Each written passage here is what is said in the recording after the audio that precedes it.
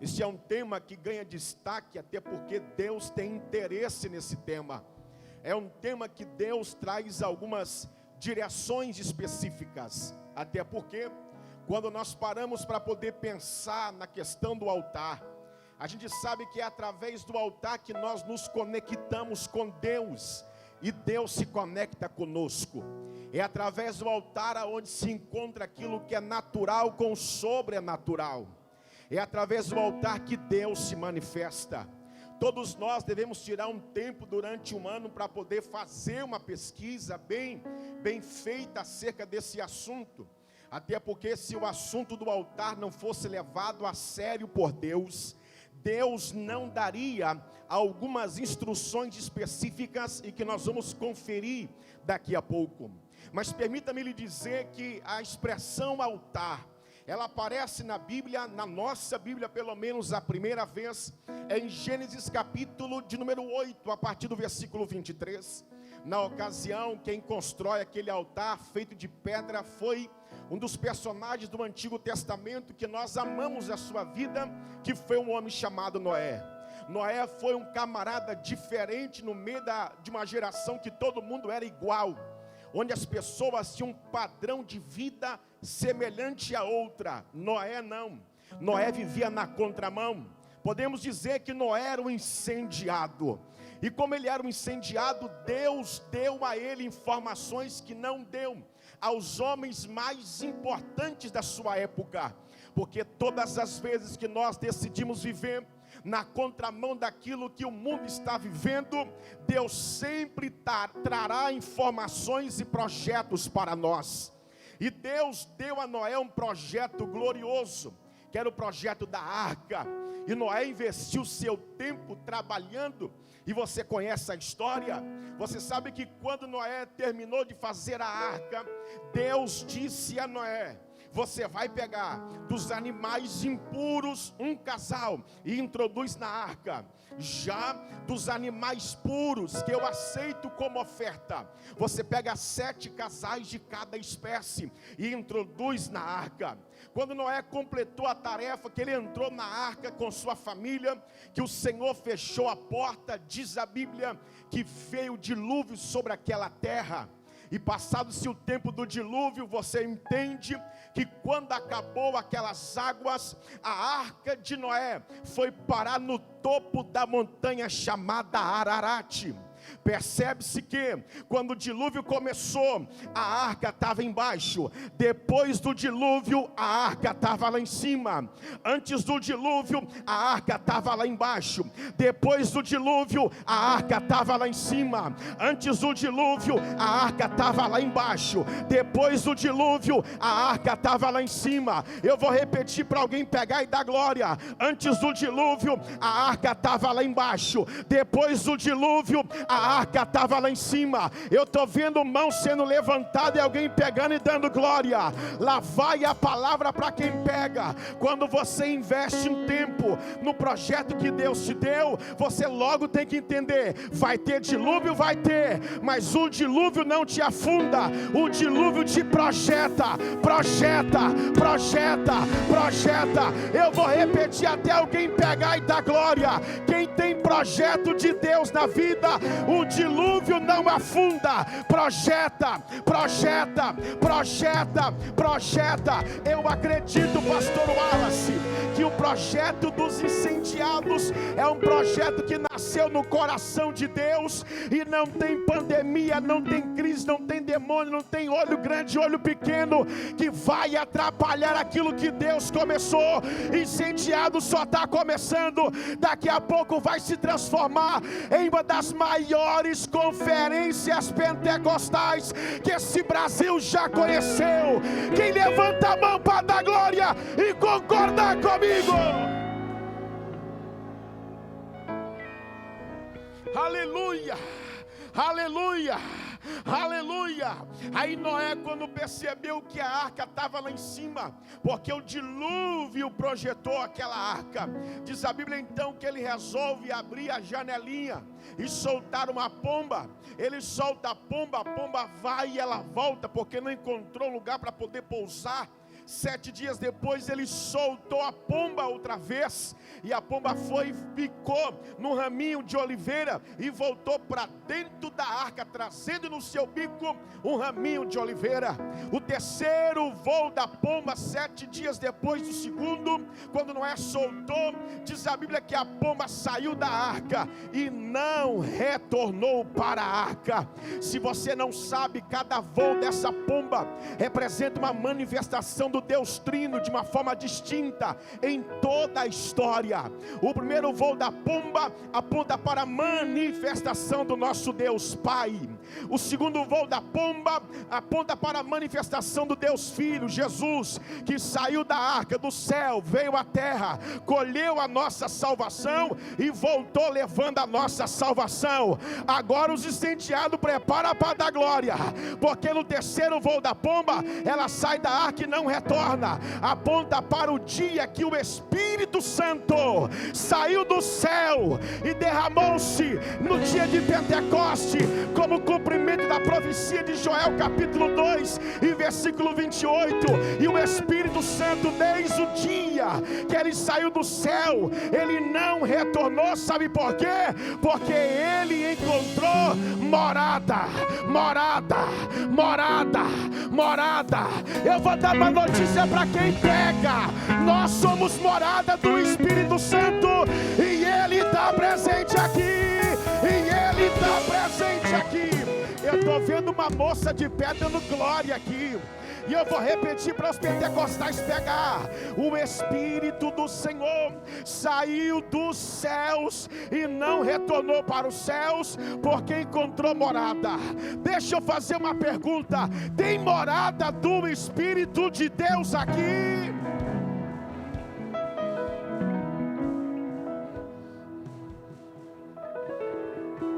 Me ajuda, por gentileza. Tá todo mundo com a mãozinha higienizada. Pegue na mão do vizinho, fala com ele: na minha vida o Espírito Santo não é inquilino, na minha casa ele é o dono da casa.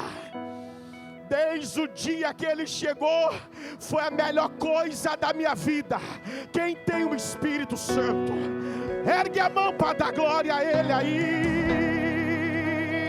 Eu vou parar de pregar por 30 segundos, só para quem é morada do Espírito adorar a ele com liberdade.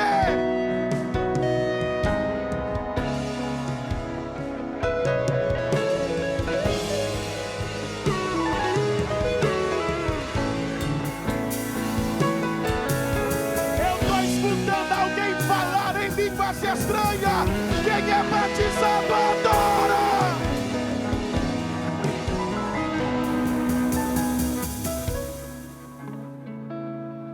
Aleluia, aleluia. Noé, então, depois que ele sai da arca, ele vai construir um altar para Deus, que é conhecido como altar da gratidão. E ele pega um material específico de pedra para poder edificar a Deus aquele altar da gratidão. Todos nós devemos aprender, depois das vitórias, a apresentar a Deus uma oferta de gratidão. E Noé, como tinha 7 casais de cada espécie, ele pôde apresentar a Deus uma oferta de gratidão. Só que a Bíblia não fala apenas de altar que foram confeccionados a partir da matéria-prima chamada pedra. Tem altar de madeira, tem altar de ouro, tem altar de bronze. Não sei você, mas pensando nesse assunto e sobre alguns homens que levantaram altares para Deus, na minha opinião, e eu respeito a opinião de qualquer um, mas na minha opinião, nós não temos na Bíblia um outro homem tão especialista na questão do altar como foi Abraão. Abraão, por onde ele passava, ele levantava a Deus no altar. Ele furava um poço, saía água, ele levantava a Deus no altar. Ele vencia uma guerra, Gabriel, e ele levantava a Deus no altar. Em cada momento da vida, Abraão levantava para Deus um altar. E Deus fez uma aliança com Abraão. Deus disse a Abraão: eu vou fazer você pai de uma grande nação, eu vou fazer você gerar. E Abraão começou a então viver aquela promessa de Deus na sua vida, ou pelo menos na expectativa daquilo que Deus havia prometido. Mas quando chegou o tempo que Deus cumpriu a promessa e deu a ele o filho chamado Isaque, você há de perceber que a partir do nascimento de Isaque, Abraão não mais ofereceu a Deus sacrifício e nem mais levantou altar, porque agora ele estava intertido com seu filho chamado Isaque. Mas Deus está de olho em Abraão, Deus está percebendo, Deus está percebendo, Deus está percebendo que por causa do Isaque, Abraão está se desconectando do altar, que por causa do Isaque, Abraão está se afastando do altar, que por causa do Isaque, Abraão não está mais orando, que por causa do Isaque, Abraão não está mais ofertando, que por causa do Isaque, Abraão não está mais cultuando, que por causa do Isaque, Abraão não está mais louvando. Aí Deus está olhando e dizendo: eu dei o Isaque não para ele se afastar da minha presença, eu dei Isaque para ele continuar na minha presença. Já que aquilo que eu dei está fazendo com que ele está se afastando de mim, então eu vou pedir aquilo que eu dei, porque eu dou, eu tiro, eu dou, eu tiro, eu dou, eu tiro, eu dou, eu tiro, eu dou, eu tiro. Vou repetir até alguém pegar: eu dou, eu tiro, eu dou, eu tiro, eu dou, eu tiro, eu dou. Aí Deus disse a Abraão: eu quero que você me ofereça teu filho. Mas Senhor, quero o teu filho, a quem tu amas, o teu único. Eu quero teu filho. E Abraão então teve que aceitar o desafio de Deus. Pastor Juliano, quando Deus pediu a Abraão seu filho Isaque, significa dizer que Deus estava aceitando o sacrifício de gente? Não. Porque então Deus pediu Isaque? Porque o interesse de Deus não é, pastor Fabrício, não é Isaque, é Abraão.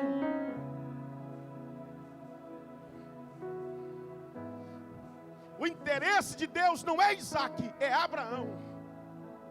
Aí Deus falou: eu quero Isaque, eu quero de volta Isaque. Aí Abraão falou assim: mas Deus, tudo bem. E Abraão foi.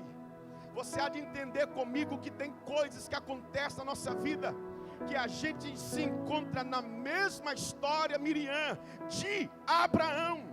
Quantos crentes não estão na igreja, no jejum, na oração, dizendo: Deus, abre aquela porta, Senhor, faz aquela promoção no serviço, Senhor, abre a porta para mim poder viver um tempo maravilhoso. E Deus faz promessa e Deus cumpre promessa. Acontece que alguns de nós, quando recebe a bênção, o cumprimento da promessa divina, nós não sabemos fazer um gerenciamento daquilo que Deus nos deu, e aquilo que Deus nos deu acaba nos afastando da presença dele. E como Deus não quer perder você, ele fecha a porta, quebra o contrato, quebra o relacionamento, só para te trazer de volta, só para te trazer de volta. Eu estou pregando para gente aqui no Congresso da Umadeçã, que entrou aqui dizendo: meu Deus, eu não estou entendendo porque a porta se fechou, porque essa situação está acontecendo, mas há uma resposta de Deus na minha boca, e Deus me trouxe aqui para te dizer: eu estou te trazendo para o altar.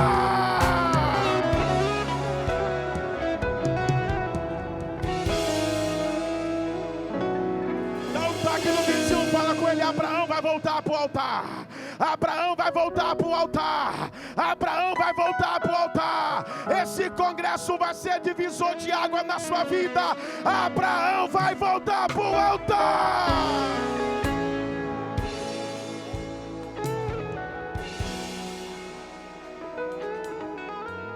Pastor Cleves, há uns 5 anos atrás, eu com a minha esposa, nós pastoreávamos uma igreja pequenina no campo da Assembleia de Deus. E aí, um obreiro muito dinâmico, cheio do Espírito Santo, e nós percebemos que ele começou a dar uma fraquejada, e ele começou a assumir da igreja. E eu falei assim: minha esposa, vamos visitar o casal. Ela falou assim: bora, Ju, vamos visitar o casal. Se puder, eu tenho um fogo selado em meu peito pra gente. Aí ela falou assim: vamos visitar o casal. E fomos. Chegamos na casa daquele casal. Eles tinham 2 filhos, na época um de 9, um de 7 para 9 anos, e o outro tinha aproximadamente 1 ano e meio para 2. Quando entramos lá dentro, começamos a orar. Minha esposa foi tomada em profecia, e o Senhor falou com ela: diga para ele, para o obreiro, que se ele não se posicionar, eu vou mexer aonde ele mais ama.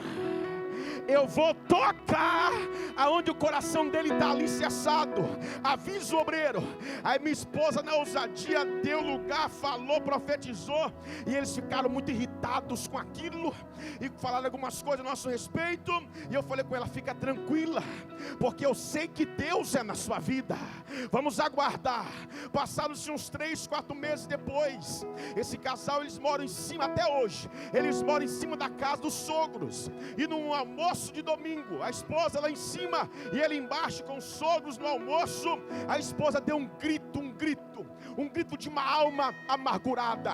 Ele sobe correndo e a esposa estava desesperada, dizendo: o filhinho, nosso filhinho morreu. O menininho morreu, e foi ficando roxinho, sem sangue, e ela chorando. O sogro entrou na sala e falou: o que aconteceu? Meu neto morreu. Chama a SAMU, chama o paramédico, chama corpo de bombeiro. Ele pegou a criança no colo e falou assim: bombeiro, isso aqui não é coisa para bombeiro, isso aqui não é coisa para SAMU. Vocês não estão lembrados do que a profeta falou aqui dentro da nossa casa, que se a gente não se posicionasse, Deus iria mexer. Isso aqui é coisa para Deus. Entrou dentro do quarto, dobrou o joelho, colocou a criança sobre a cama e começou a orar, dizendo: Deus,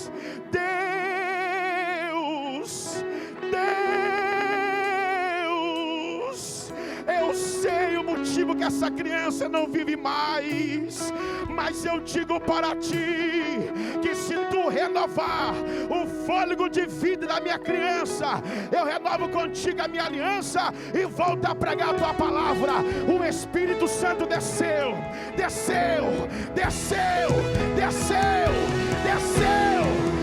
naquele quarto.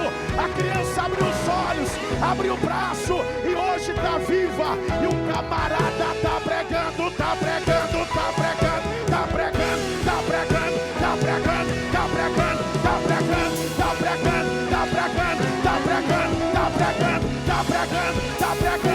Entra pra você, tá dando glória.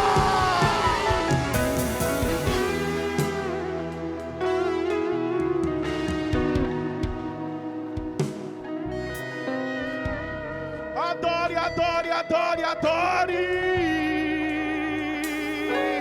Eu estou muito feliz nesta noite. Por quê, pastor Juliano? Porque eu estou percebendo que Abraão está voltando para o altar.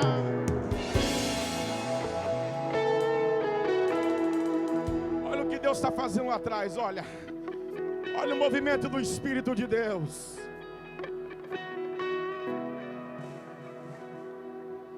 Calamanjorro minera baixai de calabandaraia.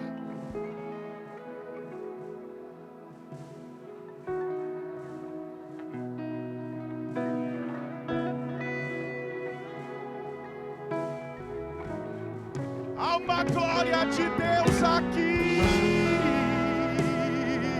Há uma glória de Deus nesta casa. Já tem uma mulher pulando dando glória. Há uma atmosfera de Deus.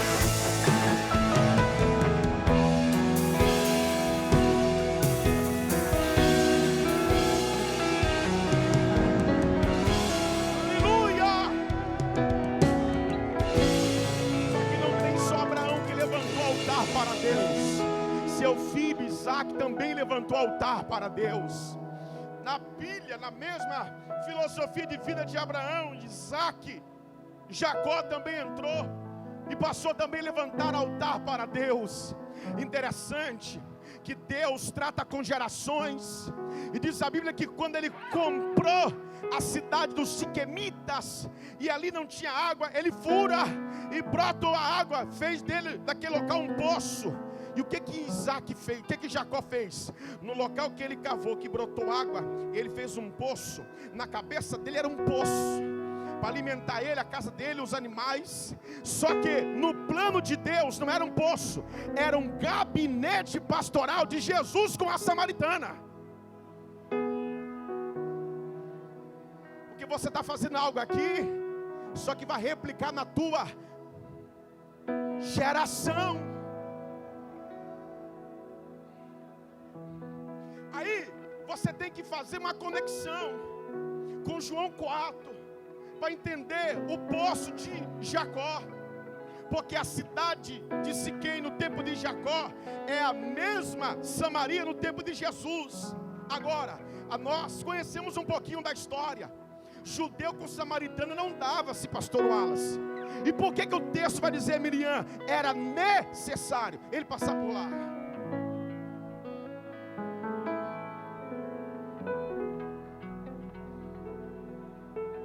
Por que era necessário Jesus passar por Samaria, se o judeu com o samaritano não se batia? É porque Jesus sabia que no tempo de Jacó tinha um altar que estava em pé, e no tempo da Samaria o altar estava lá embaixo. Aí ele fala, é necessário eu passar naquela cidade, porque há um tempo atrás tinha um altar que estava de pé, e eu vou passar naquele lugar porque o altar está caído. Só que por onde eu passo o altar caído,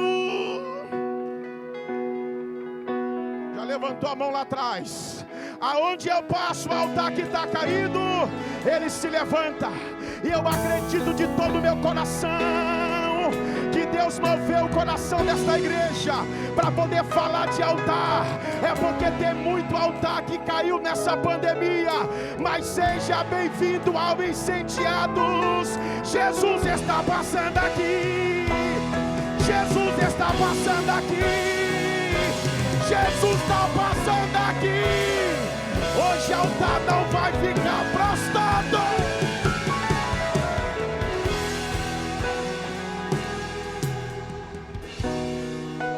Me ajuda, dá um toque no vizinho, fala com ele, tem uma boa notícia para você.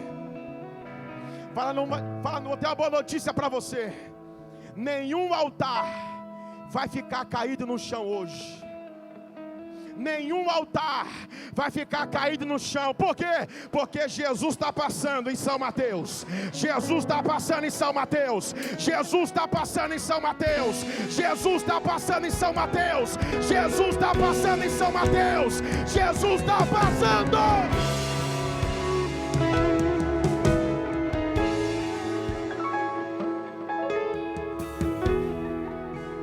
Deus está disposto a levantar altar.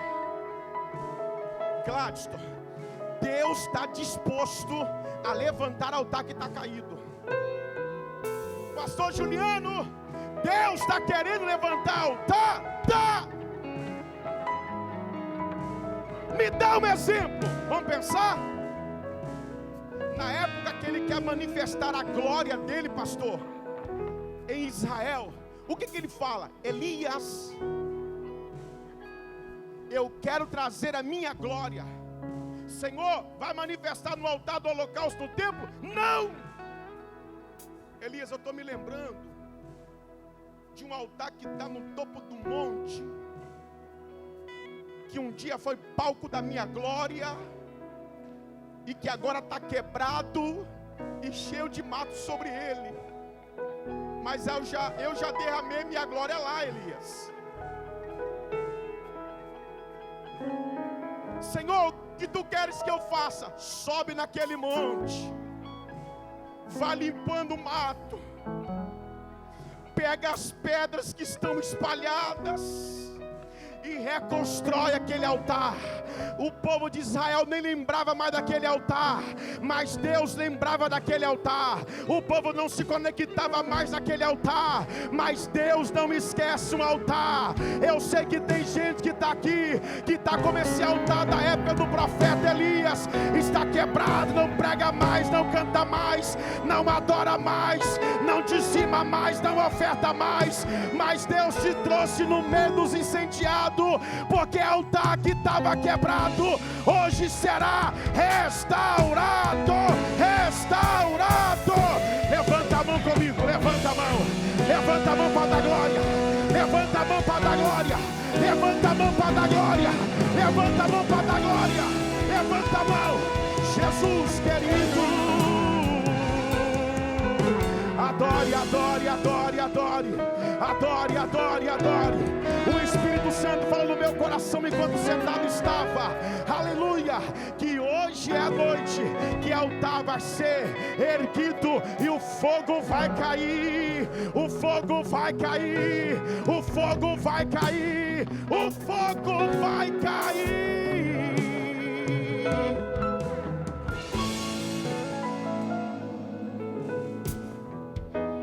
Só Jacó que levantou o altar, tem Moisés, tem Josué.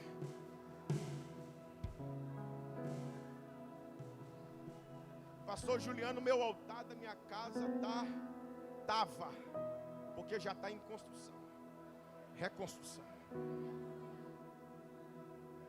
Pastor Juliano, tem muito tempo que eu não prego realmente, mas já se prepara, porque o Senhor vai voltar a tomar a tua boca.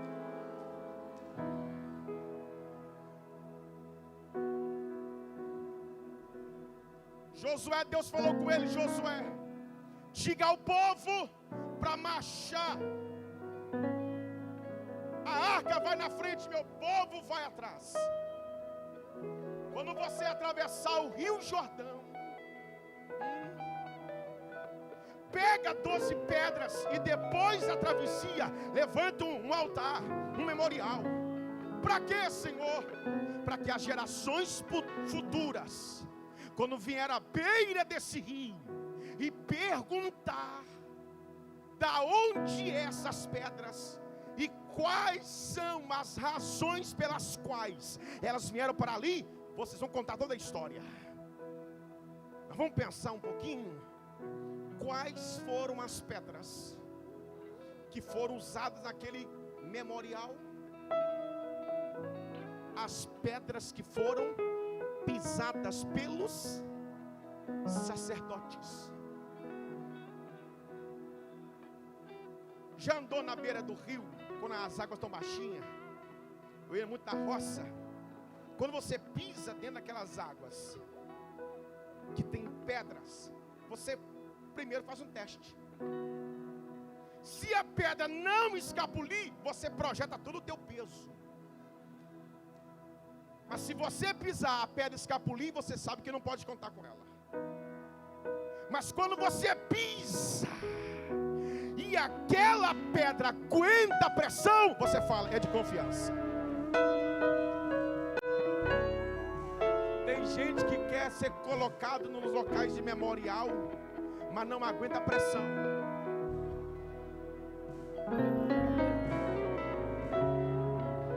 Mas tinha que me colocar para poder fazer aquilo outro. Aguenta a pressão, filhão. Aguenta a pressão, filhona. Aguenta a pressão. Se aguentar a pressão, se prepara. Sacerdote escolhe com o pé e projeta com as mãos.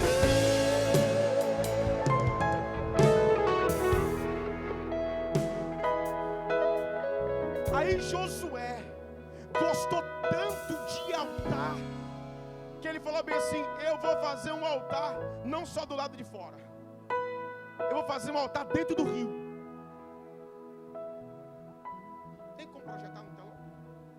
Se puder, Josué 4:9. O que está escrito em Josué 4:9? E levantou Josué 12 pedras no meio do Jordão. Espera aí.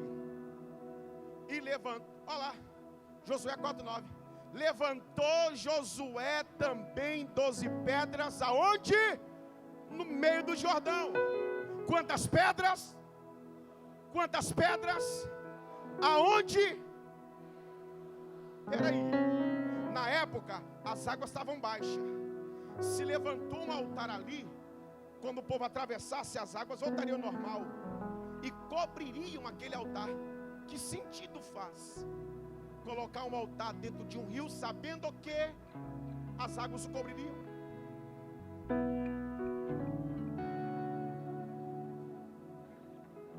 Josué sabia que Deus não é um Deus que age só em uma série.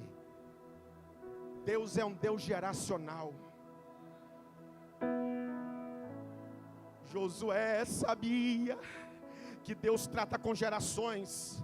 Aí ele coloca um altar no meio do Jordão, porque anos depois, está um camarada batizando umas pessoas na beira de um rio.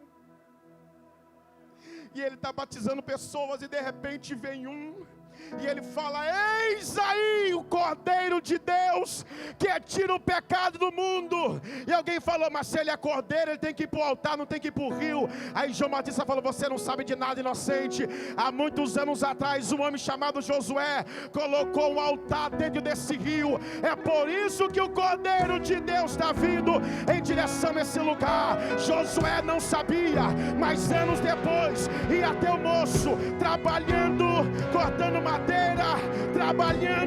cortando madeira na beira de um rio. Que rio era esse?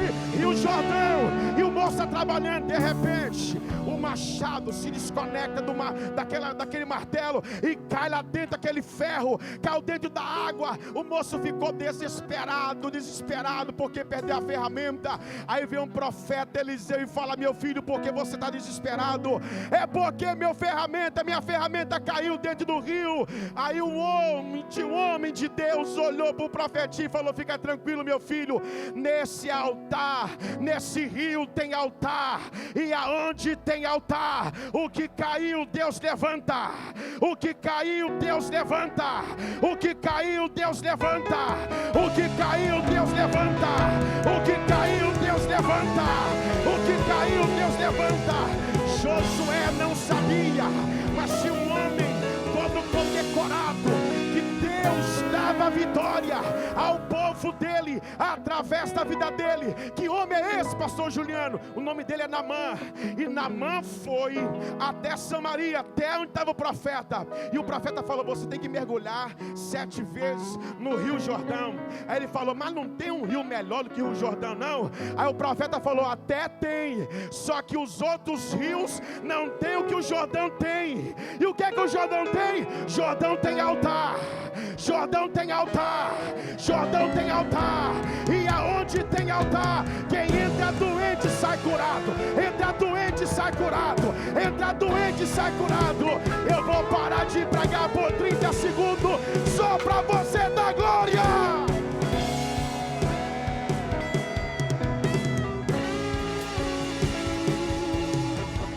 Tem altar aqui. Levanta a mão para dar glória a Deus. Adore, adore, adore, adore, adore, adore, adore.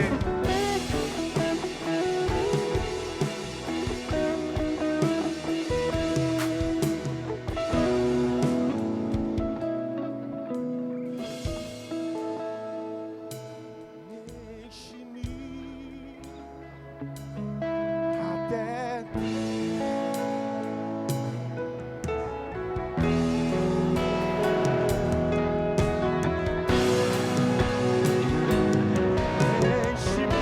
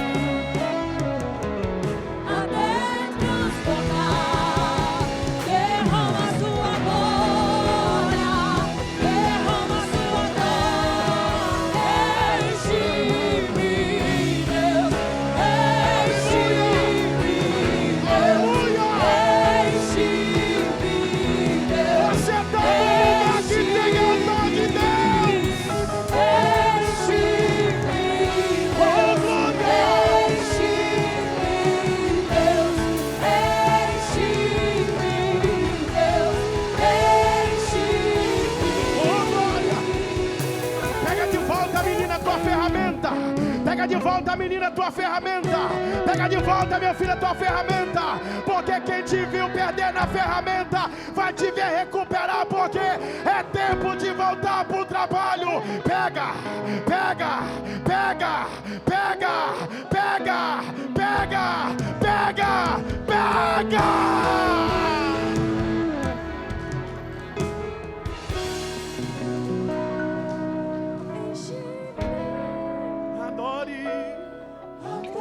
Transbordar, derrama sua glória, Oh, glória, derrama sua glória, enche-me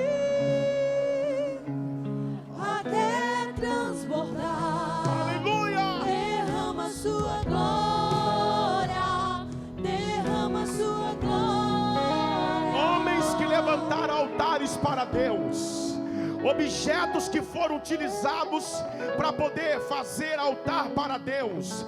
Agora, se aproximando do texto do nosso congresso, Deus disse a Moisés: eu vou te dar um projeto chamado tabernáculo, e dentre tantas coisas que eu quero que você construa para esse tabernáculo, eu quero que você faça 2 altares.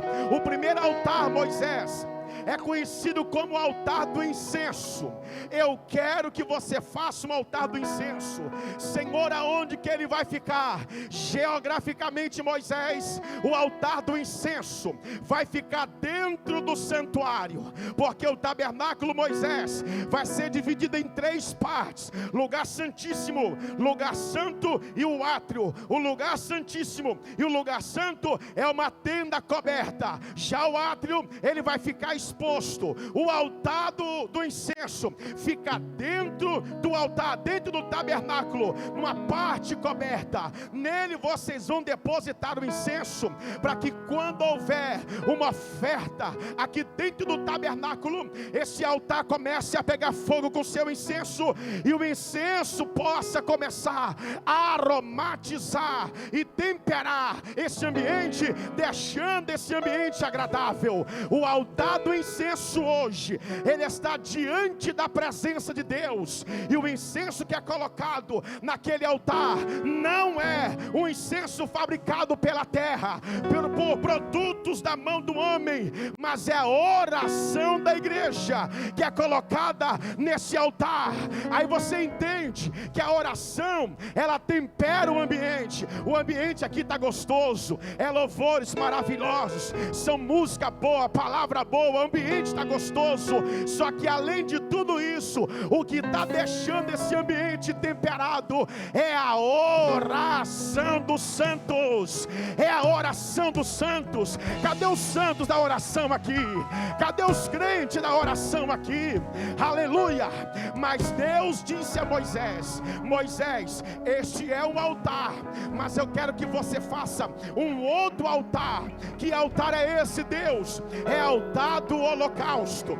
O altar do holocausto, ele vai ficar na entrada do santuário. Todos que forem entrar para poder me adorar e desejarem ver a minha glória. Alguém quer ver a glória de Deus aqui? Alguém quer ver?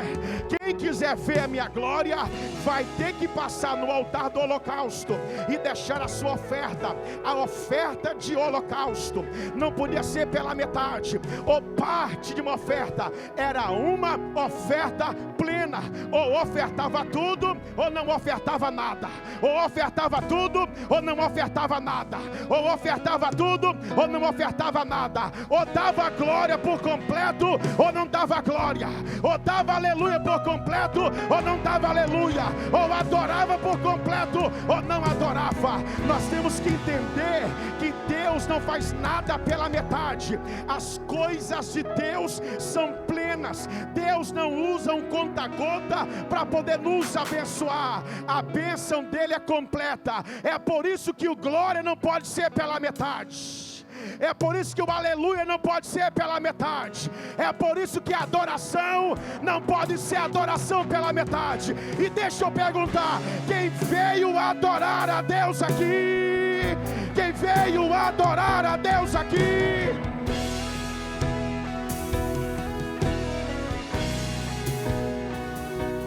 última pregação, o pregador ganhou um camarada, Miriam, ganhou um rapaz, um homem bem pequenininho.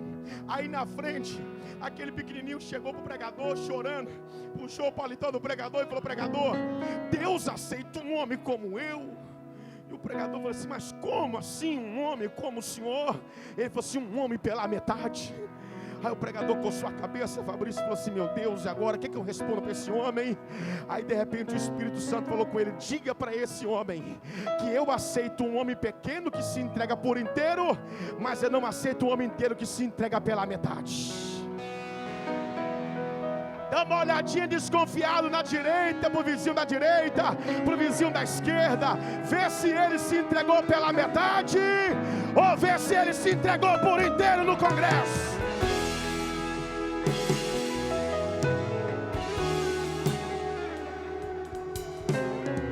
Pastor Juliano, como é que eu sei que ele se entregou por inteiro? Se ele se entregou por inteiro, irmão, os olhos dele já estão brilhando, a face já está resplandecendo, a glória já está dominando.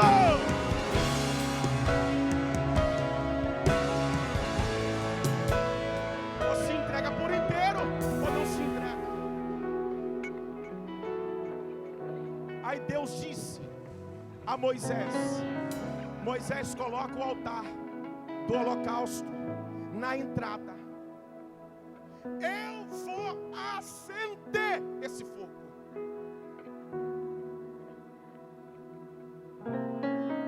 Moisés, o altar do holocausto vai ficar numa área exposta, e eu vou acender esse altar. Eu vou colocar fogo nesse altar, e o fogo arderá continuamente sobre o altar e não se apagará.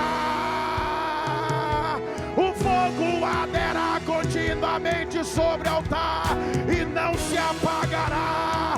O fogo arderá continuamente sobre o altar e não se apagará.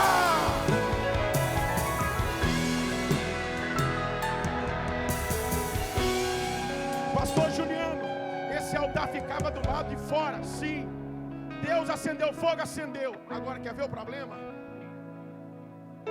Imagina que o nosso presidente chegue para nós no congresso e fala: o negócio é o seguinte, que o altar do local será uma churrasqueira muito grande. Imagina que o presidente chegue para nós e fala: vou colocar uma churrasqueira lá fora, eu vou acender esse fogo, mas é a tarefa de vocês manter esse fogo aceso.